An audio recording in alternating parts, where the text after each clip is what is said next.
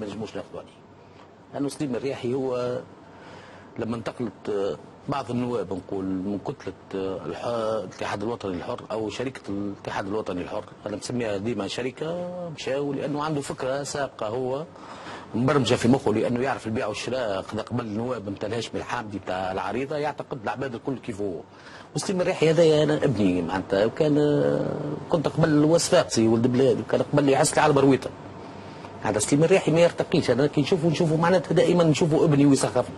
رئيس حزب راسي شفيق، رئيس حزب كبير، وعنده كتله في مجلس النواب ووزراء. مش مشكله في المعارضه توا وتزعم المعارضه حسب اسمعني تزعم المعارضه ما يسوي الكلام هذا، حتى بالطول ما نجموش نقبلوه بالطولات. سليم الرياحي هذا انا قلت لك ولدي وولد حمدي سليم الرياحي، على ما عكس ما يدعيه البعض بكونوا من فيضه، وواحد يقول من نهج الباشا ومره يقول من مرسى. سليم الرياحي ولدي، سليم الرياحي ولد حومتي، وما فماش واحد يعرف سليم الرياحي وتاريخ سليم الرياحي وكما هو يعرف تاريخي.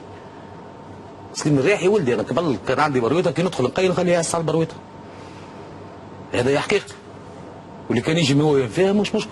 استعرف مولا البرويته وصار عليه يخدم على البرويته ما حبش يستعرف. مش عارف علاش. وهي ثوره البرويته احنا نشوفوا فيها. هي الرمز نتاع الثوره التونسيه البرويته نتاع البوعزيزي. سليم الرياحي غالب.